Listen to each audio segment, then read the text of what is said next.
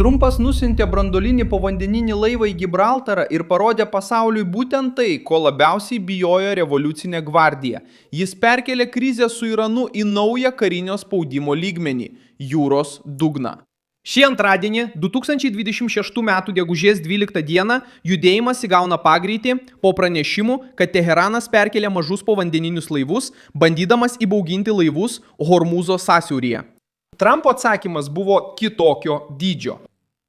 Jungtinės valstijos pademonstravo balistinių raketų povandeninį laivą Ohio klasės, vieną iš labiausiai bijomų Amerikos karinio jūrų laivyno ginklų. Jei revoliucinė gvardija norėjo perkelti karą po vandeniu, Vašingtonas priėmė šį iššūkį ir ten dislokavo pajėgas, kurių Teheranas negali įveikti. Tuoj viską papasakosiu, bet dabar tikrai norėsiu užsiprenumeruoti kanalą, kad ir toliau gautum svarbiausią informaciją realių laikų. Aukščiausios kokybės žurnalistika pagal patikimumo standartus, kuriuos nustato Milsonas Alvesas. Jungtinių valstijų atstovai patvirtino, kad balistinių raketų povandeninis laivas atvyko į Gibraltarą 2026 m. gegužės 10 d. Dėmesį patraukianti detalė yra viešas eksponavimas. Tokio tipo povandeniniai laivai paprastai veikia slapta, nes jų didžiausia stiprybė yra būtent nežinomybė apie jų buvimo vietą. Kai JAV kariškiai leidžia šiam judėjimui pasirodyti, tai nėra neatsargumas. Tai žinutė. Atvykimas į Gibraltarą buvo pristatytas kaip pajėgumo, lankstumo ir įsipareigojimo NATO sąjungininkams demonstravimas. Krizės su Iranu metu tai skamba kaip apgalvotas perspėjimas. Trumpas stiprina ne tik paviršinius laivus, bet ir daro spaudimą ten, kur revoliucinė gvardija bando veikti tyliai. Iranas bandė kurti savo kontrolės įvaizdį Hormūze. Revoliucinė gvardija žino, kad negali lygintis jėgomis su Amerikos karinių laivynų atviroje kovoje. Todėl jie investuoja į asimetrinį karą – mažus laivus, jūrinės minas, dronus, pakrantės raketas ir mažesnius povandeninius laivus, naudojamus klaidinti, stabdyti ir gąsdinti. Ši įranga nėra skirta nugalėti tokią jūrų galiūnę kaip Jungtinės valstijos tiesioginėme susidūrime, tačiau gali kelti pavojų krovininiams laivams, naftovežiams ir palydos laivams. Trumpas atsakė, perkeldamas krizę iš grasinimų retorikos ir perkeldamas spaudimą į tą pačią erdvę, kurioje Teheranas norėjo nustebinti.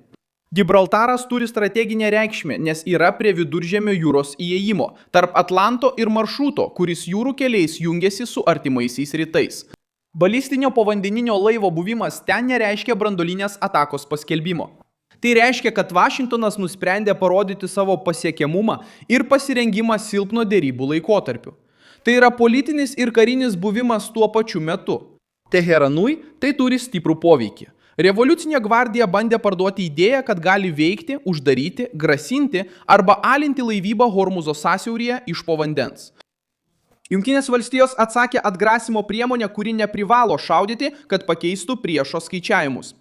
Donaldas Trumpas taip pat sukvietė savo nacionalinio saugumo komandą gegužės 11 d. aptarti kito žingsnio prieš Iraną.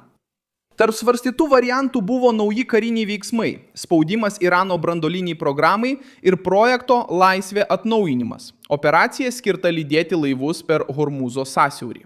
Susitikime dalyvavo pagrindiniai saugumo ir gynybos srities asmenys. Tai vyko tuo metu, kai susitarimas su Teheranu prarado galią. Įvykių seka yra svarbi. Pirmiausia pasirodo pranešimai apie mažus Irano povandeninius laivus. Vėliau patvirtinama apie amerikiečių povandeninį laivą Gibraltare. Po to Baltieji rūmai svarsto, kaip padidinti spaudimą. Krizė įstrigo pačiame jautriausiame taške – praturtintame urane. Trumpas kaltina Teheraną pakeitus poziciją ir nesuteikus tikrų garantijų, kad jie pasitrauks iš šalies. Revoliucinė gvardija gali kalbėti apie netikėtumą, kerštą ir pasipriešinimą, bet jie žino, kad balistinio povandeninio laivo atsiuntimas pakeičia pokalbio toną. Tai nėra įprasta grėsmė. Tai toks žingsnis, kuris primena Irano režimui, kad bet kokia klaida Hormūze gali sulaukti daug didesnio atsako. Svarbiausia yra tai, kad Trumpas neįsitraukė į Irano žaidimą taip, kaip tikėjosi revoliucinė gvardija. Teheranas mėgsta veikti pilkojoje zonoje, vykdyti netiesioginius išpolius, naudoti sukarintas grupuotės, grasinti laivams, dronus ir neigti atsakomybę. Ši taktika veikia tada, kai kita pusė reaguoja lėtai arba neaiškiai. Dabar Baltieji rūmai padėjo strateginės galios figūrą ant stalo ir leido pasauliui tai pamatyti. Žinutė Iranui yra tokia: nebus tik atsakoma į kiekvieną provokaciją. Bus spaudimas iš anksto, matoma karinė buvimas ir pasirengimas užkirsti kelią Teheranui paversti jūrą spąstais. Šis žingsnis taip pat siunčia žinutę Rusijai ir Kinijai. Maskva stebi bet kokią krizę, kuri silpnina Jungtines valstijas. Parodydamas Ohajo klasės povandeninį laivą jautrioje zonoje, Trumpas rodo, kad Amerikos karinis jūrų laivynas vis dar gali veikti keliose frontuose, neprašydamas leidimo iš priešininkų. Tai svarbu, nes Iranas neveikia vienas šioje arenoje. Jis ieško politinės, ekonominės ir karinės paramos iš Vašingtono varžovų valstybių. Povandeninių laivų naudojimas kaip strateginės žinutės perdavimas nėra naujiena. 2022 metais tarptautinės įtampos laikotarpiu Jungtinių valstijų centrinė vadavietė paskelbė apie retą apsilankymą balistinėme povandeninėme laive USS West Virginia Arabijos jūroje.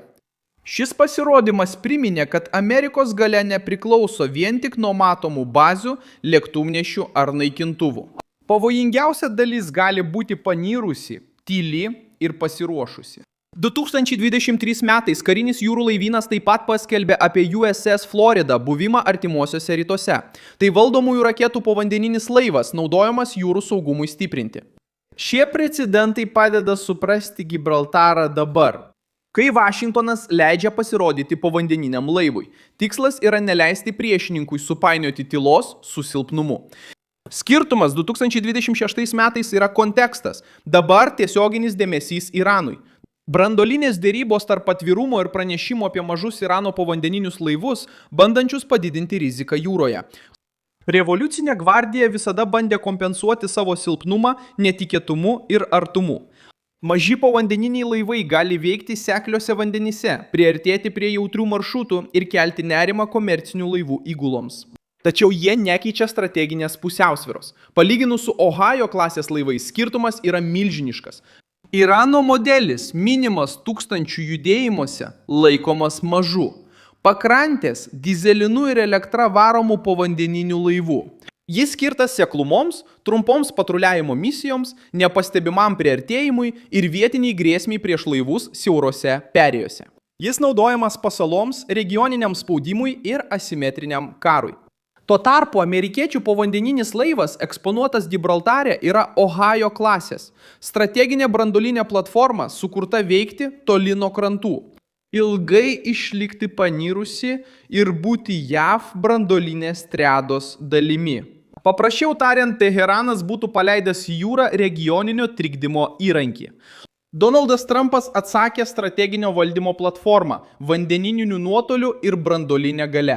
Kitos šalys taiko tą pačią atgrasimo logiką. Jungtinė karalystė laiko branduolinius povandeninius laivus kaip paskutinę gynybos garantiją, būtent todėl, kad jie gali veikti pasislėpę. Prancūzija taip pat saugo savo suverenitetą strateginėmis povandeninių laivų pajėgomis, o Rusija naudoja povandeninius laivus kaip galios ženklą konfrontacijos su vakarais metu. Kinija daug investuoja į šį sektorių siekdama išplėsti savo buvimą Indo-Pacifiko regione. Visais šiais atvejais povandeninis laivas yra daugiau nei ginklas, tai žinutė. Ir būtent ten, kur Iranas norėjo veikti slapta, Trumpas pasiuntė pajėgas. Pajėgas, kurios visi revoliucinės gvardijos nariai bijojo pamatyti. Aš esu Milsonas Alvesas, tarptautininkas ir mano tikslas kasdien pateikti jums teisingą informaciją. Naujienų nuorodos yra vaizdo įrašo aprašyme. Paspauskite patinka šiam vaizdo įrašui, užsiprenumeruokite kanalą ir pabaigoje peržiūrėkite komentarus, kad dar labiau įsitrauktumėte į bendruomenę. Milsonas Alvesas.